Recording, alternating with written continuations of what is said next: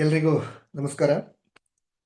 ಕಳೆದ 4-5 ವಾರಗಳಿಂದ ನಾವು ಶಿವ, ರಾಮ, ಕೃಷ್ಣ ಸಂಕೇತ ರೂಪವಾಗಿ ವ್ಯಕ್ತಿ, ಕುಟುಂಬ ಮತ್ತು ಸಮಾಜದ ಹೋಲಿಕೆ ಹೇಗೆ ಅನ್ನೋದನ್ನ ಯೋಚನೆ ಮಾಡ್ತಾ ಇದ್ವಿ. ಈ ವಾರ ನಾವು ಕೃಷ್ಣನ ಕುರಿತು ಯೋಚನೆ ಮಾಡುವಂಥ ಸಮಯ ಇದು. ಈ ವಾರದಿಂದ ನನ್ನ ವಿಷಯಕ್ಕೆ ಪೂರಕವಾಗಿ ಒಂದು ಹಾಡನ್ನು ಹೇಳಿಕೊಂಡು ಆನಂತರ ವಿಷಯ ಮಂಡನೆ ಮಾಡಬೇಕು ಅನ್ನೋ ಯೋಚನೆಯಲ್ಲಿದ್ದೀನಿ. ಪ್ರತಿ ವಾರವೂ ಕೂಡ ಇದನ್ನ ಮುಂದುವರಿಸಬೇಕು ಅನ್ನೋದು ನನ್ನ ಅಪೇಕ್ಷೆ. ಗುರುಗಳ ಆಶೀರ್ವಾದದಿಂದ ಅದನ್ನ ಮುಂದುವರಿಸ್ತೀನಿ, ನಿಭಾಯಿಸ್ತೀನಿ ಅನ್ನೋ ವಿಶ್ವಾಸ ಕೂಡ. ಇವತ್ತು ಕೃಷ್ಣನ ಕುರಿತು ವಿಷಯ ಮಂಡನೆ ಇರೋದ್ರಿಂದ ಕೃಷ್ಣನ ಕುರಿತೇ ಹಾಡನ್ನ ಹೇಳೋನಿದ್ದೀನಿ. ಕೃಷ್ಣ ಕೃಪಾ ಸಾಗರಂ, ಕೃಷ್ಣ ಕೃಪಾ ಸಾಗರಂ, ಗುರುವಾಯುರ್ಪುರಂ ಜನಿಮೋಕ್ಷತರಂ, ಗುರುವಾಯುರ್ಪುರಂ ಜನಿಮೋಕ್ಷತರಂ, ಕೃಷ್ಣ ಕೃಪಾ ಸಾಗರಂ, ಕೃಷ್ಣ ಕೃಪಾ ಸಾಗರಂ, ಮುನಿಜನ ವಂದಿತ ಮುರಹರ ಬಾಲಂ, ಮುನಿಜನ ವಂದಿತ ಮುರಹರ ಬಾಲಂ, ಮುರಳೀಲೋಲಂ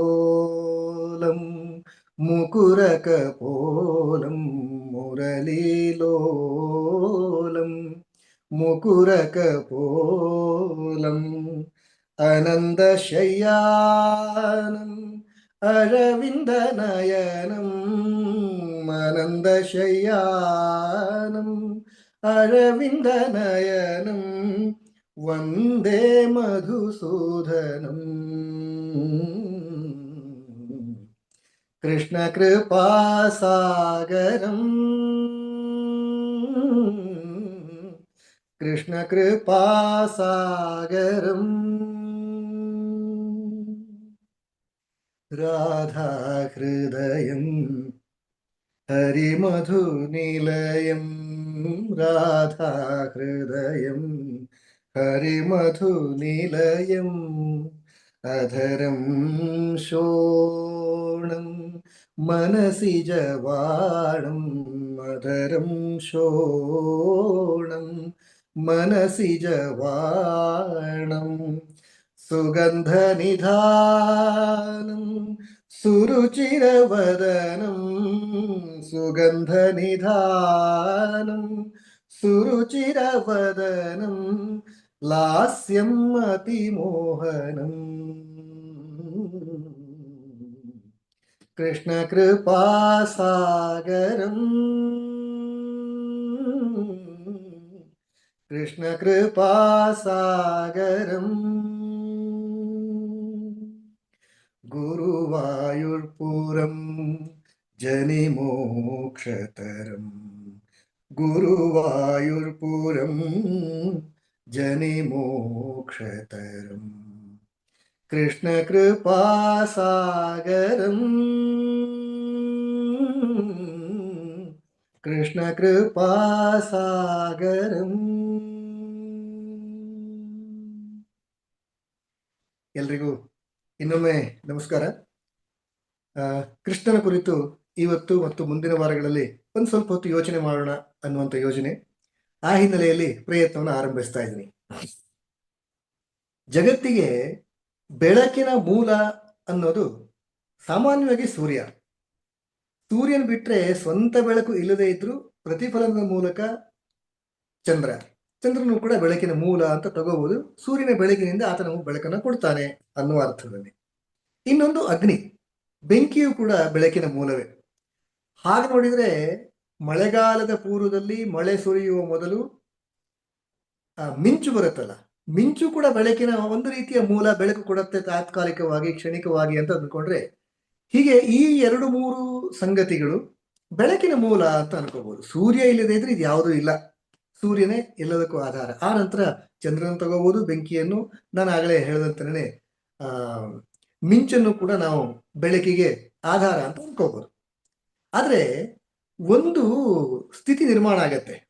ಅದು ಹೇಗಿದೆ ಅಂದ್ರೆ, ಆವತ್ತು ಮಧ್ಯರಾತ್ರಿ ಹೊರಗಡೆಗೆ ನಿಸರ್ಗದಲ್ಲಿ ಕಲ್ಪನಾತೀತವಾದ ಮಳೆ, ಧೋ ಅಂತ ಮಳೆ ಹೊಡಿತಾ ಇದೆ. ರಾತ್ರಿ ಮಳೆ ಇದೆ, ಮೋಡ ಮುಸುಕಿದೆ, ಪೂರ್ತಿಯಾಗಿ ಕತ್ಲಾಗಿದೆ, ಯಾವುದೇ ಬೆಳಕಿಲ್ಲ, ಜೋರಾಗಿ ಮಳೆ ಸುರಿತಾ ಇರೋದ್ರಿಂದ ಮಿಂಚು ಕೂಡ ಇಲ್ಲ. ರಾತ್ರಿ ಆಗಿರೋದ್ರಿಂದ ಸೂರ್ಯ ಇರೋ ಪ್ರಶ್ನೆ ಇಲ್ಲ, ಮೋಡ ಇರೋದ್ರಿಂದ ಚಂದ್ರನೂ ಇಲ್ಲ. ಅಂದ್ರೆ ಚಂದ್ರ ಇದ್ರೂ ಕೂಡ ಬೆಳಕನ್ನು ಕೊಡ್ತಾ ಇಲ್ಲ ಅಂತ. ಇಂತಹ ಸಂದರ್ಭದಲ್ಲಿ ಈ ಭೂಮಿ ಮೇಲೆ ಒಂದು ಮಗುವಿನ ಜನನ ಆಯ್ತು. ಅದು ಕೂಡ ಕಪ್ಪು ವರ್ಣದ ಮಗು, ಕಪ್ಪು ಬಣ್ಣದ ಮಗು. ಆತನೇ ಶ್ರೀಕೃಷ್ಣ. ಹೀಗೆ ಸೂರ್ಯನಿಲ್ಲದ, ಚಂದ್ರನಿಲ್ಲದ, ಮಿಂಚೂ ಇಲ್ಲದ, ಬೆಂಕಿಯೂ ಇಲ್ಲದ, ಯಾಕಂದ್ರೆ ಮಳೆ ಸುರಿಯುವಾಗ ಬೆಂಕಿ ಇರ್ಲಿಕ್ಕೆ ಸಾಧ್ಯ ಇಲ್ವಲ್ಲ. ಜೋರಾಗಿ ನೀರಿದ್ದಾವಾಗ, ಮಳೆ ಸುರಿತಾ ಇದ್ದಾಗ ಬೆಂಕಿ ಇರ್ಲಿಕ್ಕೆ ಸಾಧ್ಯ ಇಲ್ಲ.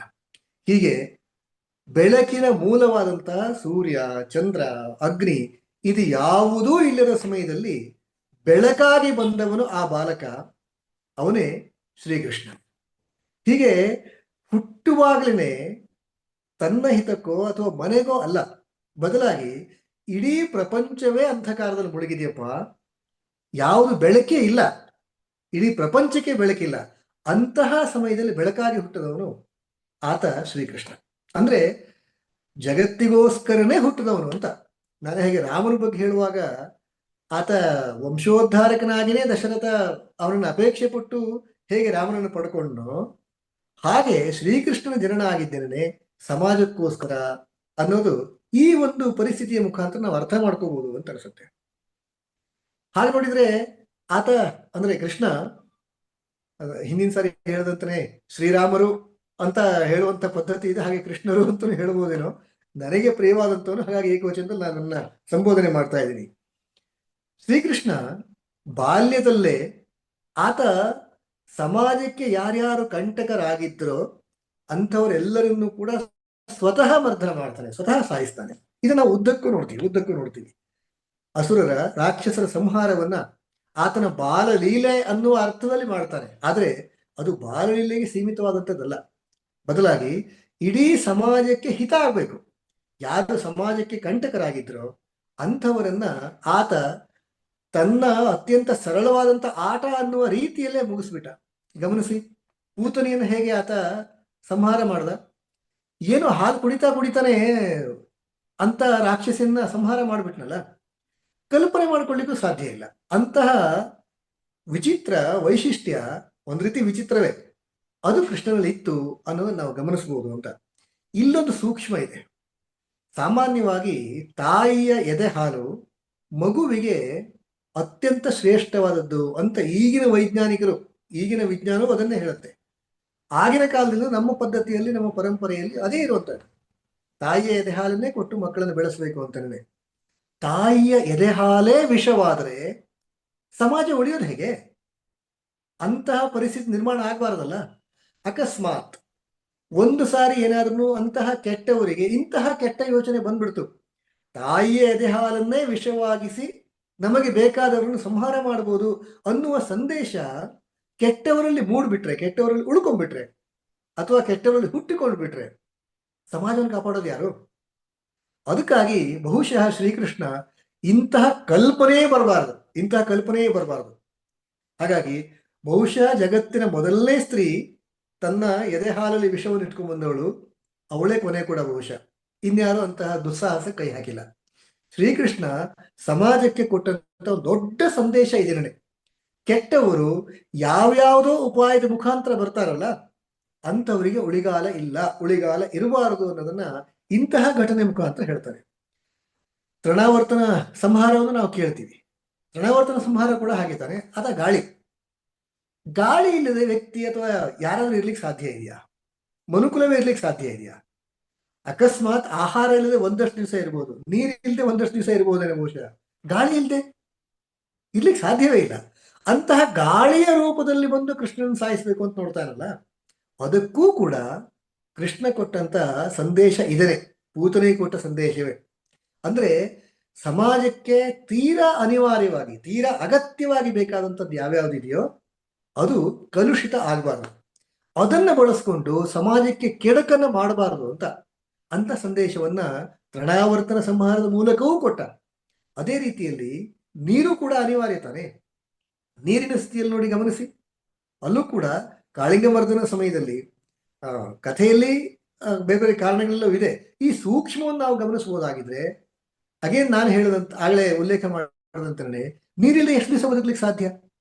ಕಾಳಿಂಗನಿಂದಾಗಿ ಇಡೀ ಆ ಮಡು ಅದು ವಿಷ ತುಂಬ್ಕೊಂಡ್ಬಿಟ್ಟಿತ್ತಲ್ಲ.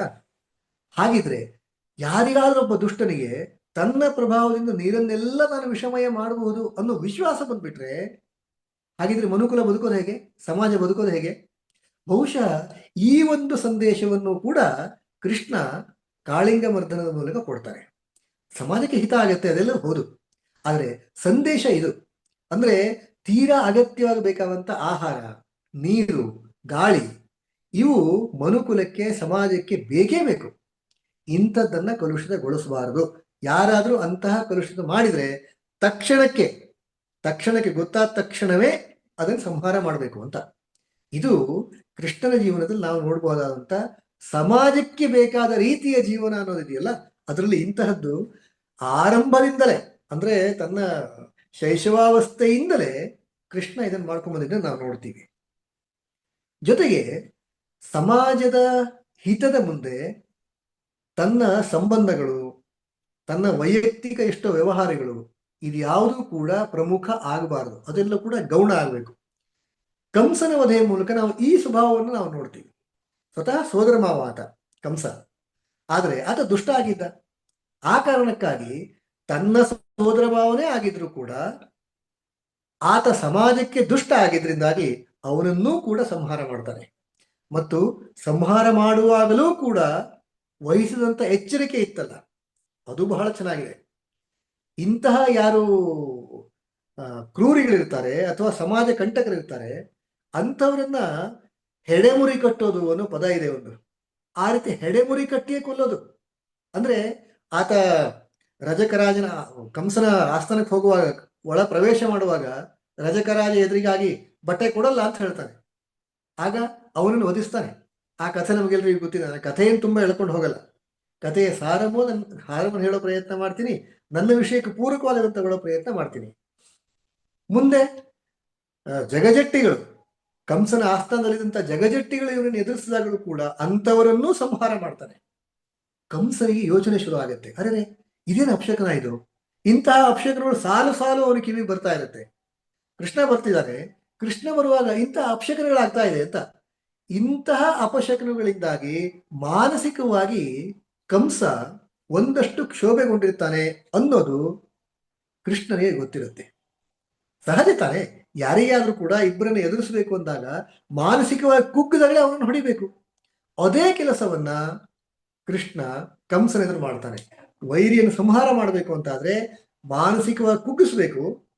ಅದು ಅವನ ಒಟ್ಟು ಬಲವನ್ನ ಕಡಿಮೆ ಮಾಡಿದಾಗೆ, ಮತ್ತು ಆ ಮಾನಸಿಕವಾಗಿ ಕುಗ್ಗಿದ ಸಮಯದಲ್ಲಿಯೇ ಅವನನ್ನ ಹೊಡಿಬೇಕು ಅಂತ. ನಮ್ಮ ಕಡೆ ಒಂದು ಗಾದೆ ಇದೆಯಲ್ಲ, ಕಬ್ಬಿಣ ಕಾದಾಗ ಹೊಡಿಬೇಕು ಅಂತ. ಅದೇ ಕೆಲಸವನ್ನ, ಅದೇ ನೀತಿಯನ್ನ ಕಂಸನ ವಧೆಯಲ್ಲೂ ಕೃಷ್ಣ ಕೈಗೊಳ್ತಾನೆ. ಹೀಗೆ ಇವೆಲ್ಲವೂ ಕೂಡ ಒಬ್ಬ ಸಮಾಜದ ಹಿತವನ್ನು ಬಯಸುವಂತವನಿಗೆ ಇರಬೇಕಾದಂತ ಮನೋಧರ್ಮ ಅನ್ನುವ ರೀತಿಯಲ್ಲಿ ಕೃಷ್ಣನ ಈ ಬಾಲಲೀಲೆಗಳನ್ನು ನೋಡ್ಬೋದು. ಇವೆಲ್ಲವೂ ಕೂಡ ಕೃಷ್ಣ ಚಿಕ್ಕವನಾಗಿದ್ದಾಗಲೇ ಇದ್ದಿದ್ದು. ಹಾಗೆ ನೋಡಿದ್ರೆ ಕೃಷ್ಣ ಅವನ ತಾರುಣ್ಯಕ್ಕೆ ಬರೋ ಮೊದಲು 16 ವರ್ಷಕ್ಕಿಂತ ಮೊದಲನೇ ಸಾಯಿಸಿದಂತ ರಾಕ್ಷಸರ ಸಮೂಹ ಇದೆಯಲ್ಲ, ಅಂದ್ರೆ ಸಂಖ್ಯೆ, ಆ ನಂತರ ಅವನು ಕೊಂದಂಥದ್ದು ಕಡಿಮೆ, ಬೇರೆಯವ್ರ ಹತ್ರ ಮಾಡಿಸಿದಾನೆ ಬಿಡಿ. ಆದ್ರೆ ಸ್ವತಃ ತಾನೇ ಯುದ್ಧ ಮಾಡಿ, ತಾನೇ ಹೋರಾಡಿ, ಅಥವಾ ಲೀಲೆ ಅನ್ಬೋದು ಅಥವಾ ಆಟ ಅನ್ಬೋದು, ಹೇಗಿದ್ರು ಸರಿ, ಆ ರೀತಿಯಲ್ಲಿ ಕೊಂದಂಥದ್ದು ಕಡಿಮೆ. ಇದರಲ್ಲೂ ಕೂಡ ಒಂದು ಸಣ್ಣ ಸೂಕ್ಷ್ಮ ಇದೆ. ಯಾರು ಸಮಾಜ ಹಿತವನ್ನು ಬಯಸ್ತಾರೋ ಅವರ ಬಗ್ಗೆ ಸಮಾಜಕ್ಕೂ ಒಂದು ವಿಶ್ವಾಸ ಬರಬೇಕಲ್ಲ. ಹಾಗಿದ್ದಾಗ ಮಾತ್ರ, ಸಮಾಜಕ್ಕೆ ಅಂತ ವಿಶ್ವಾಸ ಬಂದಾಗ ಮಾತ್ರ ಸಮಾಜ ಅವ್ರ ಜೊತೆಗೆ ಬರುತ್ತೆ. ಇಲ್ಲ ಸಮಾಜಕ್ಕೆ ವಿಶ್ವಾಸವೇ ಇರಲ್ಲ. ಹೇಗೆ ಅಂದ್ರೆ, ತಮ್ಮ ನಾಯಕ ತಮ್ಮನ್ನು ಕಾಪಾಡ್ತಾನೆ ಅಂತ ಜನಸಮೂಹಕ್ಕೆ ಅನಿಸಿದೆ, ಅವನ ಬೆಂಬಲವಾಗಿ ಜನ ನಿಂತ್ಕೋತಾರೆ. ಅದನ್ನು ಪ್ರೂವ್ ಮಾಡ್ಬೇಕಾತ. ಕೃಷ್ಣ ತಾರುಣ್ಯಕ್ಕೆ ಹೋಗುವ ಮೊದಲೇ ಇದನ್ನ ಪ್ರೂವ್ ಮಾಡಿದ್ದ. ಕಂಸನಂತ ಕಂಸ ಅಥವಾ ಉಳಿದಂತ ರಾಕ್ಷಸರನ್ನೆಲ್ಲ ಕೊಂದಾಗ ಎಲ್ರಿಗೂ ಅನ್ಸಿತ್ತು ಈ ಬಾಲಕ ಸಾಮಾನ್ಯನಲ್ಲ ಅನ್ನುವಂಥ ವಿಶ್ವಾಸ ಅವನ ಜೊತೆಗಿದ್ದಂಥವ್ರು, ಅವನನ್ನು ಬಲ್ಲಂಥವ್ರು, ಅವನ ವಿರೋಧಿಗಳು ಎಲ್ರಿಗೂ ಕೂಡ ಅನ್ಸಿತ್ತು. ಇದು ಬಹಳ ಮುಖ್ಯ. ಕೃಷ್ಣ ಇಂತಹ ಒಂದು ವಾತಾವರಣನ ಕ್ರಿಯೇಟ್ ಮಾಡಿಕೊಟ್ಟದ್ದಲ್ಲ, ಅವನೇ ಮಾಡಿಕೊಂಡದ್ದು. ಹೀಗೆ ತಾನು ಸಮಾಜ ಹಿತವನ್ನು ಬಯಸಬೇಕು ಅಂತಾದ್ರೆ ಸಮಾಜ ಹಿತಕ್ಕೆ ಪೂರಕವಾದಂತಹ ಒಂದು ಮೈಂಡ್ ಸೆಟ್ ಅನ್ನು ರೆಡಿ ಮಾಡಬೇಕು.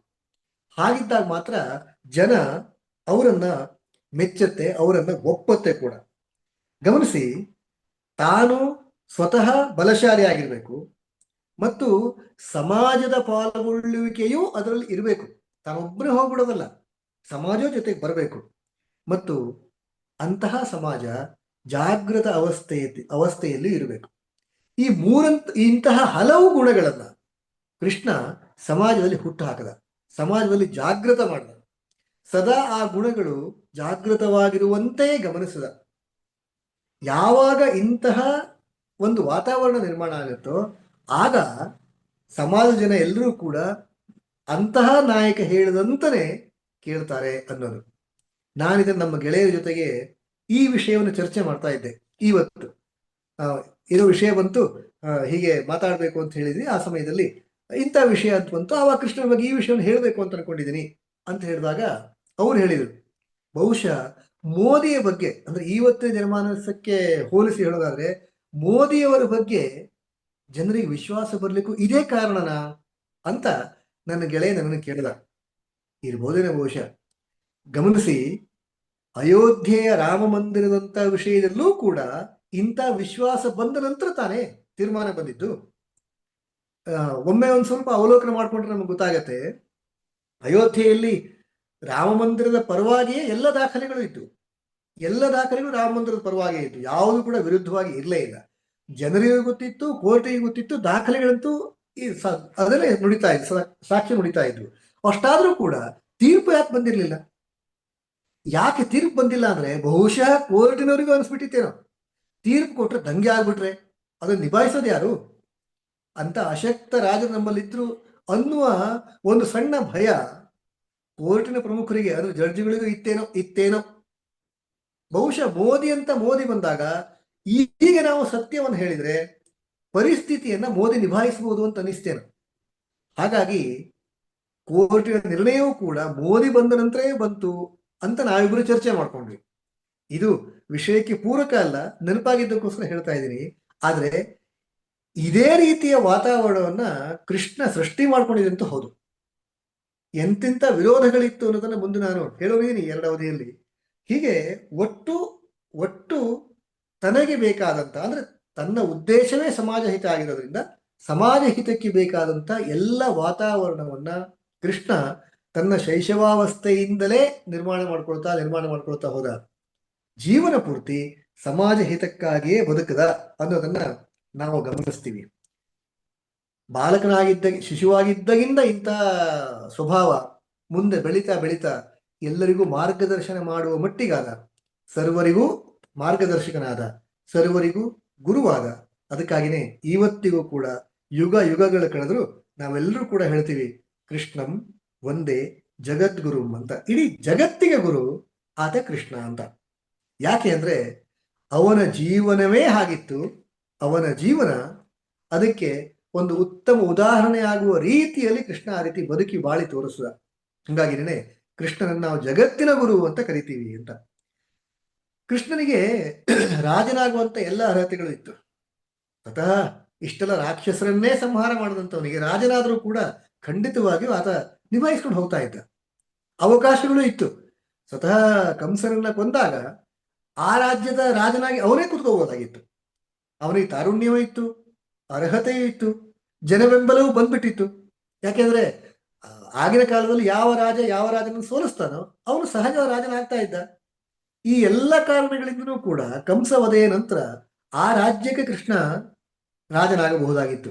ಆದ್ರೆ ಅಲ್ಲಿ ಆತ ರಾಜನಾಗಿಲ್ಲ. ಅಷ್ಟೇ ಅಲ್ಲ, ಯಾವತ್ತೂ ರಾಜನಾಗೇ ಇಲ್ಲ, ಕಿಂಗ್ ಆಗಿಲ್ಲ, ಕಿಂಗ್ ಮೇಕರ್ ಆದ ಅಷ್ಟೇ. ಇದು ಸಮಾಜದ, ಯಾರು ಸಮಾಜವನ್ನು ತಿದ್ದಬೇಕು ಅಂತಿರ್ತಾರೋ ಅಂಥವರಿಗೆ ಇರಬೇಕಾದಂತಹ ಬಹಳ ಮುಖ್ಯವಾದಂತಹ ಒಂದು ಗುಣ ಅಂತ. ನಮ್ಮ ನಾಡಿನ ಅಂದ್ರೆ ನಮ್ಮ ದೇಶದ ಬಹಳ ದೊಡ್ಡ ನೇತಾರರೊಬ್ಬರು ದತ್ತೋಪಂತ ಠೇಂಗಡಿ ಅಂತ, ಭಾರತೀಯ ಮಜ್ದೂರ್ ಸಂಘ, ಇಂಥ ಹಲವು ಸಂಘಟನೆಗಳನ್ನ ಶುರು ಮಾಡಿ ಯಶಸ್ವಿಯಾಗಿ ಮುನ್ನಡೆಸಿದಂಥ ಹಿರಿಯರು. ಅವರು ಒಂದ್ ಕಡೆ ಹೇಳ್ತಾರೆ, ಸಮಾಜದ ಪತನ ಅಥವಾ ವ್ಯಕ್ತಿಯ ಪತನ ಅಂದ್ರೆ ಇಳಿಮುಖ, ಹಾಳಾಗುವಿಕೆ, ಅದನ್ನು ಗುರುತಿಸಬೇಕು ಅಂದ್ರೆ ಹೇಗೆ ಅಂತ ಒಂದು ಕಡೆಗೆ ಅವರು ಮೀಟಿಂಗ್ ಅಲ್ಲಿ ಉಲ್ಲೇಖ ಮಾಡಿದ ನೆನಪಾಗ್ತಾ ಇದೆ.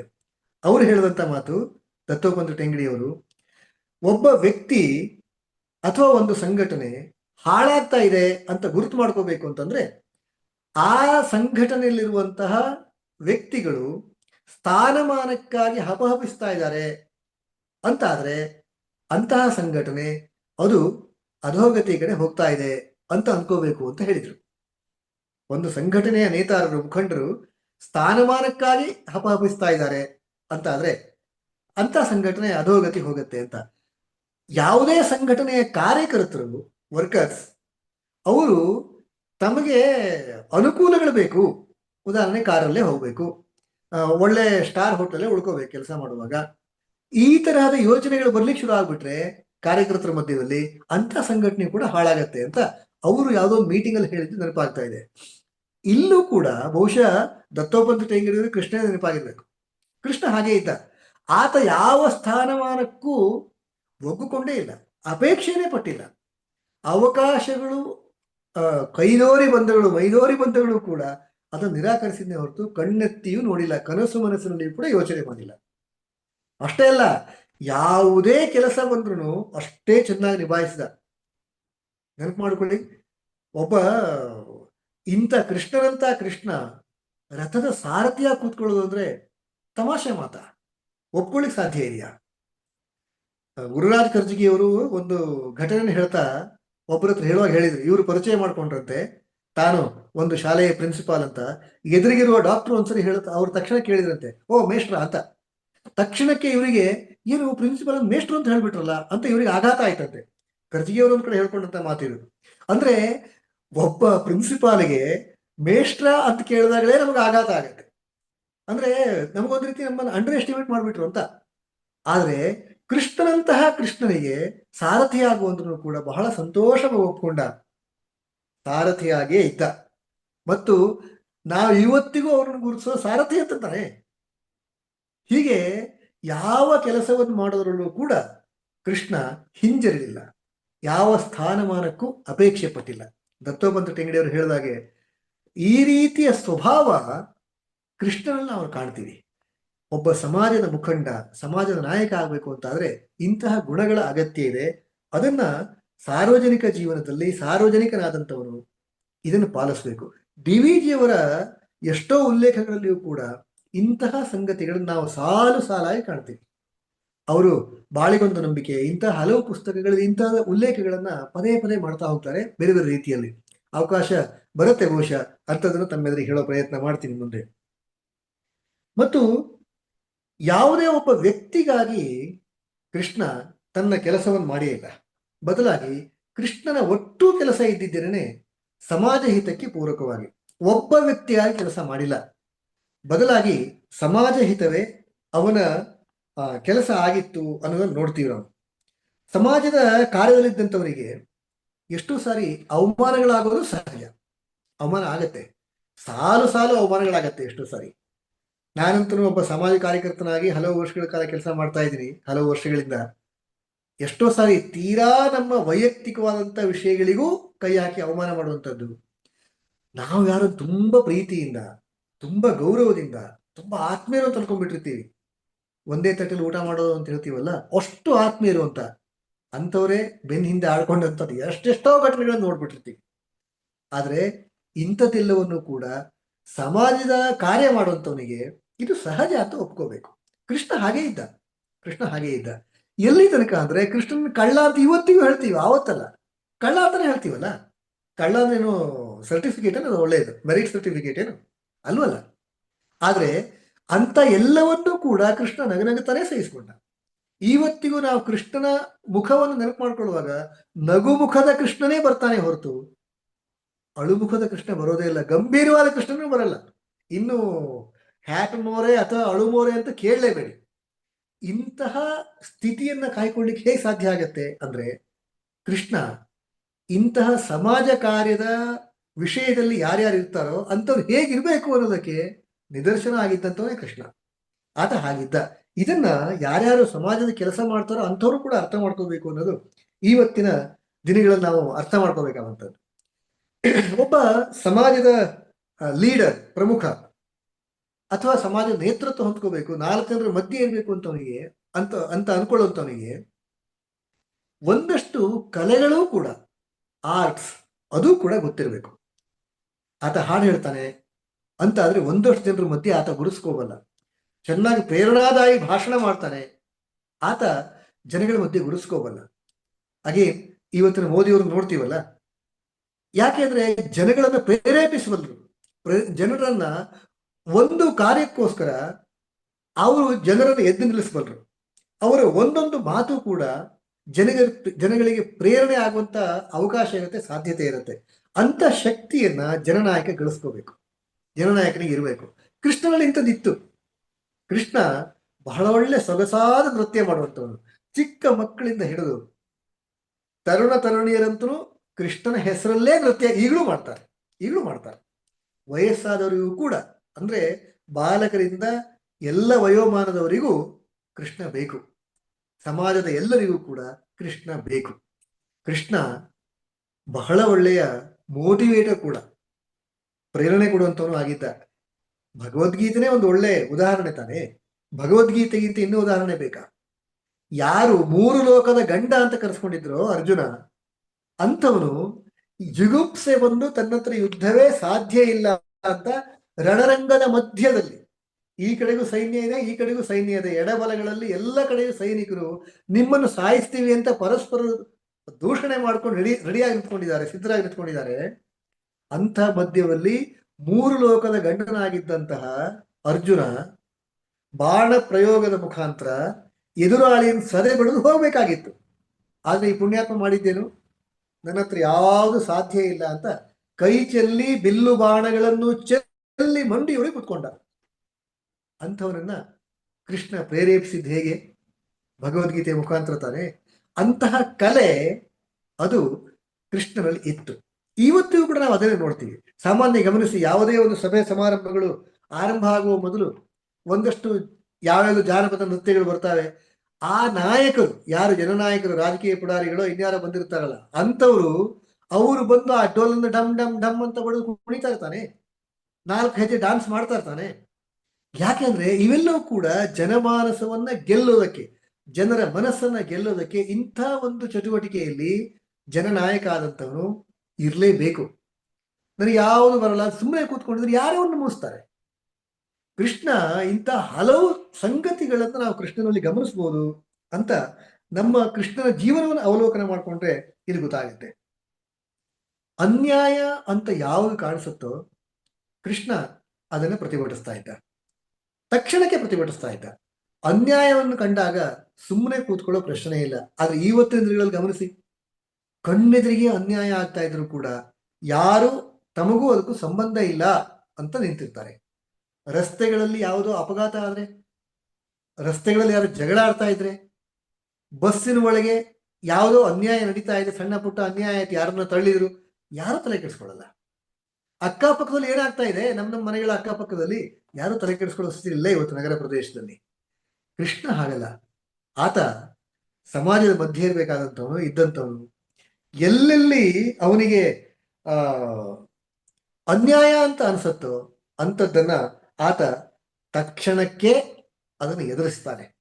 ಅದರಲ್ಲಿ ತಮ್ಮ ಸಂಬಂಧಿಕರು, ತಮ್ಮ ಕುಟುಂಬದವರು, ಇಂತಹ ಯಾವ ಮುಲಾಜಿಗೂ ಆತ ಒಳಗಾಗಲ್ಲ. ಕೊನೆಯಲ್ಲಿ ಯಾದವಿ ಕಲಹಾದಗಳು ಕೂಡ ಯಾದವ ಕುಲದ ಅಂತ್ಯಕ್ಕೆ ಕೃಷ್ಣನೇ ಕಾರಣ ಆಗ್ತಾರಲ್ಲ.